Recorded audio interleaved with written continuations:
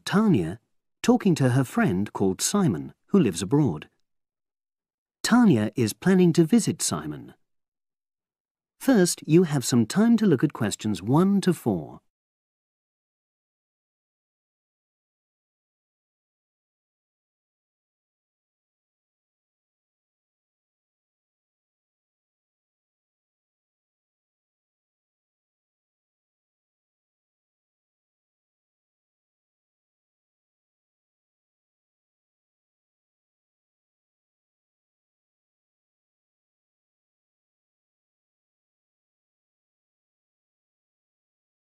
You will see that there is an example which has been done for you.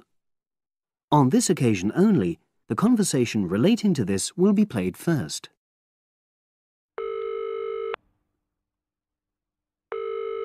Hello? Hi, is that Tanya? Yes, Simon. Lovely to hear you. How are you? Very well, and we're so looking forward to seeing you. So am I. Now, I don't have a lot of time, I'm afraid, so I wanted to make sure we've got all your details. Have you confirmed your flights? Yes, I'm definitely coming on the 22nd of June. Excellent. Have you got your flight number? Not with me, I'm afraid, but I promise I'll email it. Tanya promises to send her flight number. So, flight number has been written in the space. Now we shall begin. You should answer the questions as you listen, because you will not hear the recording a second time. Listen carefully and answer questions 1 to 4.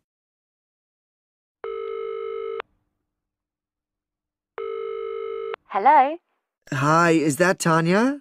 Yes, Simon. Lovely to hear you. How are you? Very well, and we're so looking forward to seeing you. So am I. Now, I don't have a lot of time, I'm afraid, so I wanted to make sure we've got all your details. Have you confirmed your flights? Yes, I'm definitely coming on the 22nd of June. Excellent. Have you got your flight number? Not with me, I'm afraid, but I promise I'll email it. Let me make a note of all this. Yes, do, because one of us will try to come and collect you from the airport if we can. I presume you'll be coming into Terminal 1? I don't know. I'll have to find out which one it is. Yes, you must. We don't want to be waiting at the wrong one. But hang on, I'll be arriving at about lunchtime, and that'll mean you have to take time off work to pick me up. You really mustn't do that. Look, we're not all that busy at work, and if there's a problem, I can text you when you arrive, and you can take a taxi. Okay. There's a really good company called Pantera. Can you spell that? It's Pantera. They have a stand at the airport. You can't miss it, and they're really reliable. Great, thanks. How far are you from the airport? About 40 minutes.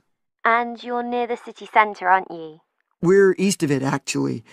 Don't tell the driver city centre because you'll really get caught up in traffic. Okay, and I'll make sure I carry your address with me.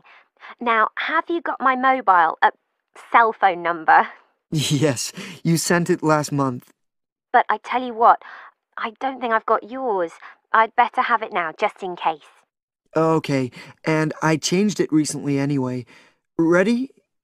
It's 07765 328 411. Before you hear the rest of the conversation, you have some time to look at questions 5 to 10.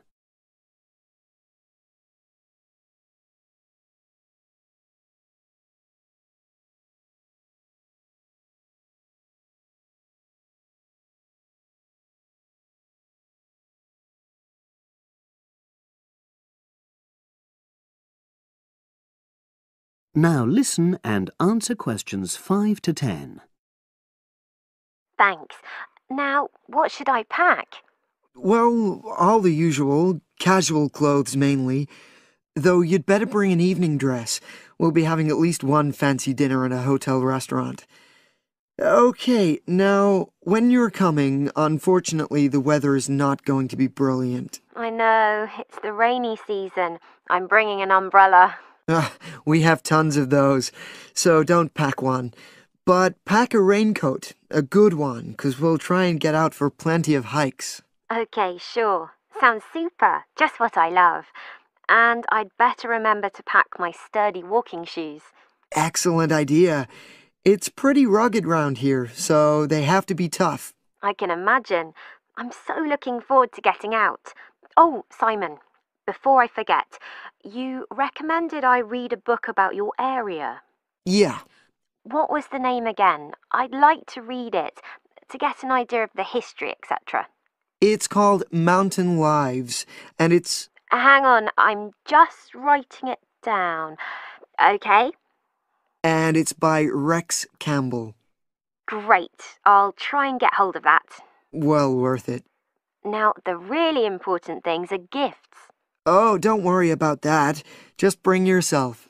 I know, but I'd like to get something for your parents. What about Janice? I know she loves English tea. Oh, that's very kind, but she's not drinking so much of that these days.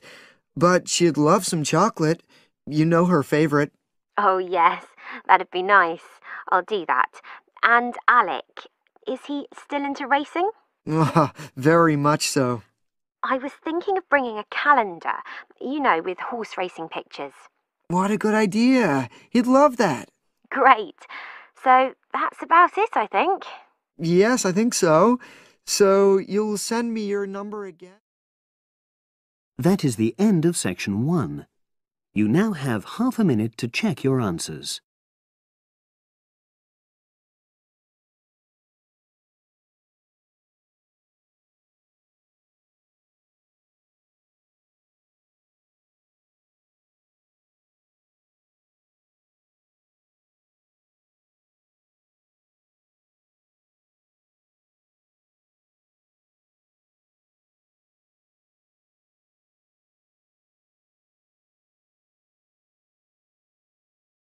Now turn to section 2.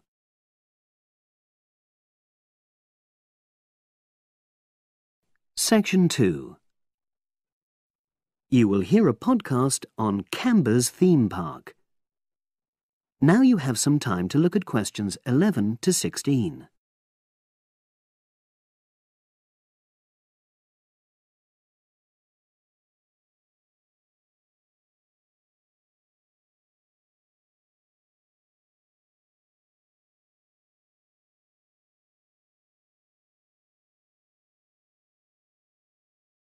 Now listen and answer questions 11 to 16. Welcome to Canberra's Park podcast. In the next few minutes, I'll tell you a little about the park and the amazing things we have to offer. We like to think that Canberra's offers more than other theme parks.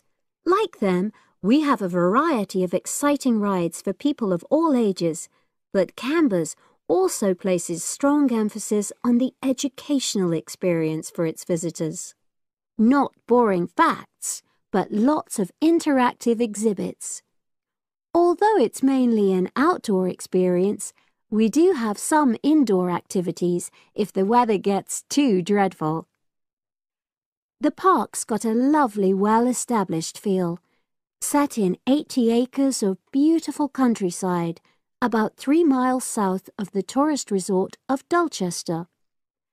The park was set up in 1997 by the Canberra family, but then taken over by new owners in 2004, who have maintained the original vision of the Canberras.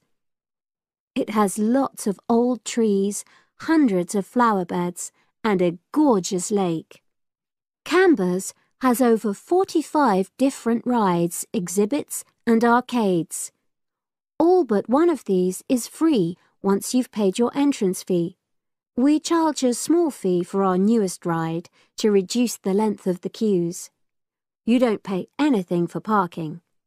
A family ticket for a family of 4 works out at about £8 per person, which is amazing value. Full details of current prices are shown on our website, along with full details of rides, etc., and directions for getting to us. We also have a number of special offers. For example, if you live locally, why not join our Adventurers Club, which entitles you to 50% off ticket prices all year round, and a special lane for all rides and exhibits, which means you don't have to wait to get into any part of the park. See the Offers tab on the website. We've recently added a number of new exhibits to the park, and we're particularly proud of our Future Farm Zone, which houses over 20 different species of animals, from chipmunks to dairy cows. The emphasis is on getting near to the animals. All of them can be petted, and you can buy food for feeding the animals. Many of our younger visitors say that this is the high point of their visit. And speaking of food, don't let the animals have all the fun. We have a total of 7 different catering outlets on the site. We're open 10 to 5:30 all year round, and cold drinks and snacks can be bought at any time during opening hours. And hot food is available most of the day in the Hungry Horse Cafe from 11 until 5, just half an hour before closing time. Now you have some time to look at questions 17 to 20.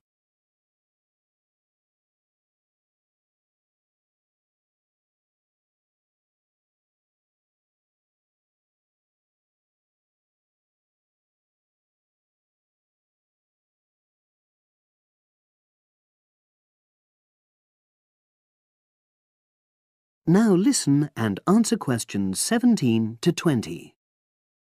Now we want all our visitors to have an exciting time when they come to the park, but our first priority must be safety. Parents and guardians know their children's behaviour and capabilities, but here at the park we have set certain conditions for each of the rides to ensure that all visitors get the maximum enjoyment out of the experience and feel secure at all times. There are 4 major rides at the park. Our newest ride is the River Adventure, which is designed to reproduce the experience of whitewater rafting. No amount of protective clothing would make any difference, so only go on this ride if you're prepared to get wet. Children under 8 can go on this ride, but all under 16s must have an adult with them. Not all of our rides are designed for thrills and spills. Our Jungle Gym roller coaster is a gentler version of the classic Loop-the-Loop, specially created for whole family enjoyment, from the smallest children to elderly grandparents, suitable for all levels of disability and health conditions. Carriages have comfortable seating for up to 8 people with safety belts for each passenger, which must be worn at all times. Sit back and enjoy the scenery. One of the best established and most popular of Canberra's rides is the massive swoop slide. Whiz down the polished vertical slide 9 meters in height and scream to your heart's content. There are no age or height restrictions. Be careful though, you must have on long trousers so you won't get any speed burns. And then there's the famous Zip Go-Kart Stadium with 16 karts, 8 for single drivers and 8 for kids preferring to ride along with mum, dad or carer. Take part in high-speed races in our specially designed Formula 1 style karts, but no bumping other karts, please.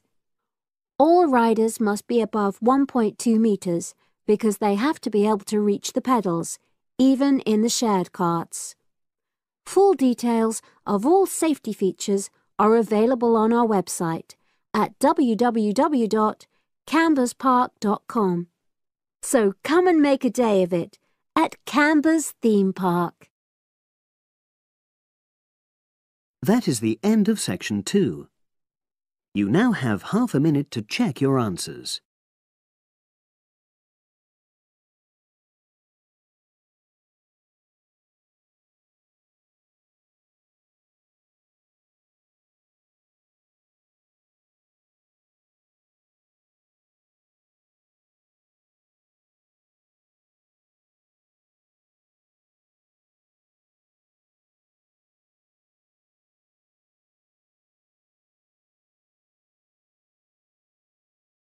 Now turn to Section 3.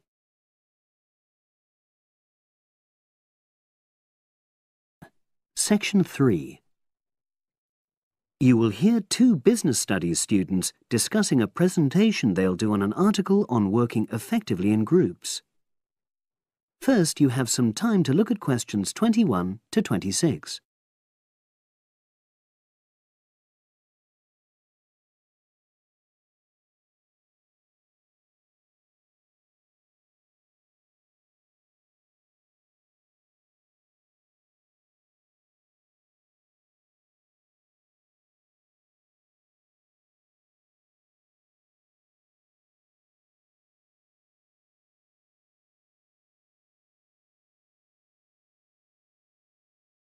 Now listen and answer questions 21 to 26. So, Brad, what did you think of the article on group work? Oh, hi, Helen. Yeah, it was pretty good, with helpful pieces of advice on how to make group work effective. I think we were lucky to be given such a straightforward text to present at the management skills seminar. Yeah. Actually, shall we discuss it now? Have you got time? Sure, it's only a 10-minute presentation, so we just need to explain and then give our views on the main points raised in the article. I'll jot down some notes. Right. So, there are 3 main sections. I suggest we start with listening. Yeah, effective listening in groups, because it's not something that's frequently covered on courses in our field. No, and we should say that in the presentation. Yeah, and also effective listening's pretty simple, you know. I don't think it's hard to learn. Well, people think it's easy, but in my experience, most of us tend to be very lazy listeners. Okay, I wouldn't argue with that. Something I do think we should emphasize is the power of the listener's posture, gestures, etc., in making speakers feel respected. Not that you're just waiting for them to finish before jumping in with your own ideas. Uh-huh. Okay, right. The next section is on goal setting. Let's make sure we're clear what the article says on this. Yeah. Well, firstly, it says that all group members must be given time to explain their own goals. That's it, yeah. And then, did it say that the whole group should agree on common goals? That's a bit too strong. It's more that everyone's agendas should be equally acceptable. But it does say that goals have to be realistic, you know. Achievable within a particular time? You've got it. That's really what the article's saying. There isn't really any point in having ideals if group members know they won't come to anything within a reasonable period. So, I think a summary covering those points will be enough for that part of the presentation, don't you? Yep. Now, the last section is about conflict resolution. Actually, I thought it was the worst part of the article. Me too. I don't think it went into sufficient detail on the issue. Actually, I thought it devoted too much space to it, but that it was all rather boring, you know? It didn't mention some of the more radical theories. Absolutely. I found that really irritating. Right, and also I think it could have said more about conflict sometimes being healthy in groups. Absolutely. It just mentioned rather glibly about how we should avoid thinking of winners and losers, and that quick resolution of conflict is always desirable. Without explaining what these terms mean? Well, it gives quite detailed definitions, but doesn't develop a proper argument. Right. So, for the presentation, I think we just give some definitions and then explain what we felt were the weaknesses in the article's treatment of conflict resolution. Yeah, good. Now you have some time to look at questions 27 to 30.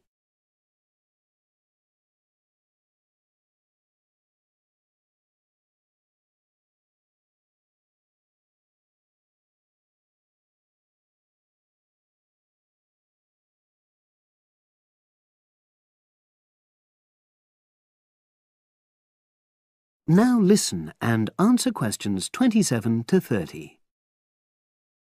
So, let's think about what we have to prepare for the actual presentation. Well, I suppose we'll use PowerPoint. but I'm hopeless at using it, especially if it has any visuals. I really have to look into doing a course on it because I know I'll need it in the future. Don't worry, I'm quite happy using PowerPoint and I'll put it together when everything else is ready. That's a relief. But yes, do that later. Okay. Now, I heard the tutor saying we have to include some well-chosen quotations from the article. I'm not sure if we do. I'll email him to find out. No need, I can just have a look at the specs he gave us when he set the task. That'll be quicker. But the tutor definitely said we have to prepare a handout to go with the talk. I'm not really sure how we do that. Sarah did one last year. Who's she? She's doing the same option as me on marketing. I'll ask her advice on what to include. Great. So that just leaves the bibliography at the end. I suppose it'll mainly be articles. Yeah. So we'll just look on the web, and we can leave that till later. But we've been advised against that. Well, we could have a look through some journals in the library. I think we should start by looking through module handbooks. I think that'll give us some good leads. Yeah, you're probably right. So, that's all the topics. That is the end of section 3. You now have half a minute to check your answers.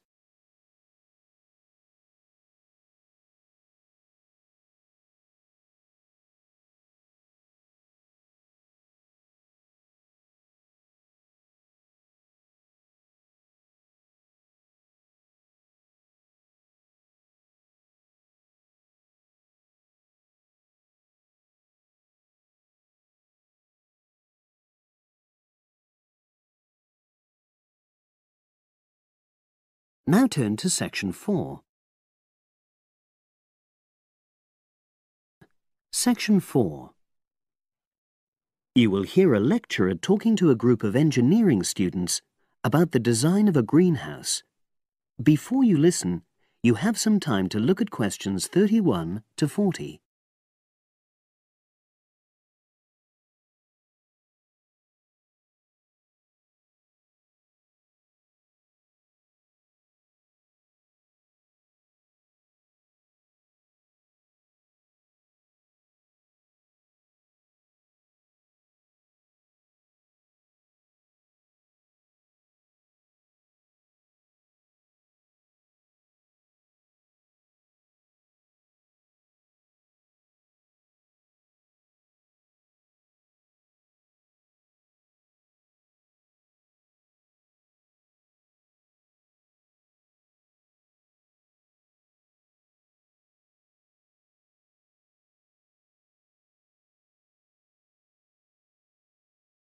Now listen and answer questions 31 to 40.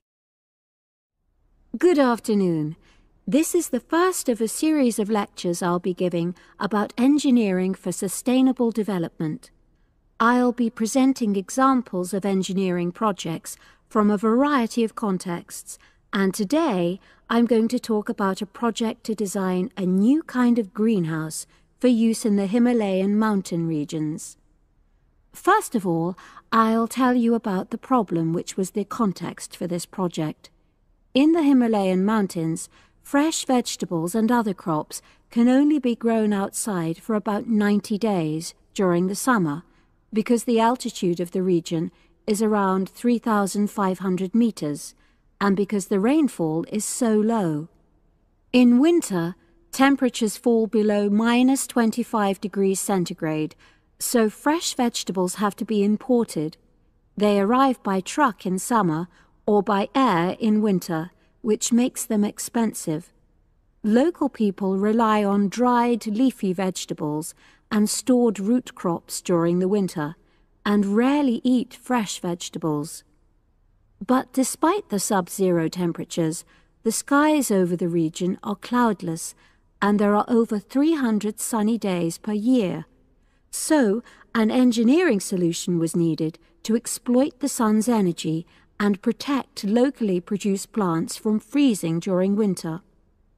And in fact, there had been programs in the past to provide greenhouses, but these were unsuccessful.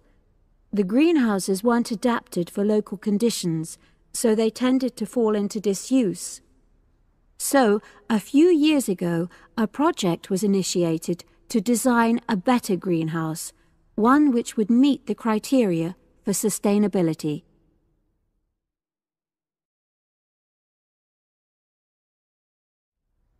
So, what are the criteria for sustainability? Well, first of all, the new greenhouse is designed to be relatively simple, so construction is cheap. Locally available materials are used wherever possible. The walls are generally constructed of mud bricks, made locally, although in areas of high snowfall, more resilient walls of stone are needed. Rammed earth is also used. The main roof is generally made from locally available poplar wood, with water-resistant local grass for the covering. In addition, the construction and maintenance of the greenhouse is done by local craftsmen, so local stonemasons are employed to build the greenhouse walls, and specialized training is provided for them wherever necessary. Then, the greenhouse is designed to run on solar power alone. There's no supplementary heating. And lastly, families are selected to own one of the new greenhouses with great care. They have to have a site which is suitable for constructing it on. They also have to be keen to make a success of using it, and also to share the produce with the wider community through sale or barter. Potential owners are taken to see existing greenhouses before they make a final decision about having one. So, those are the features which make the project sustainable. And now, I'll briefly describe the design of the greenhouse. The greenhouses are orientated very carefully along an east-west axis, so that there's a long south-facing side. The transparent cover on the south-facing side is made from a heavy-duty polythene, which should last for at least 5 years. On the inside of the greenhouse, the walls are painted. The rear and west-facing walls are black to improve heat absorption, but the east-facing wall is white to reflect the morning sunlight onto the crops inside. Finally, there's a door in the wall at one end, and vents are incorporated into the roof, the door, and the wall at the other end to enable control of humidity and prevent overheating. I'll turn now to the benefits which have resulted from the introduction of these new greenhouses.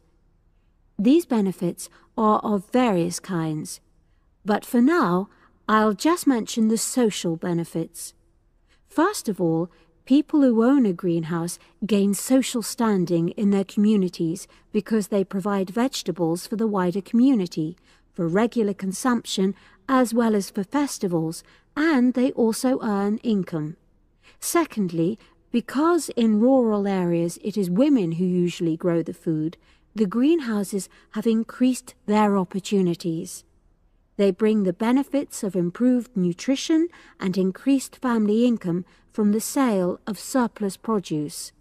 And thirdly, as a result of their improved financial position, some families can now afford to educate their children for the first time.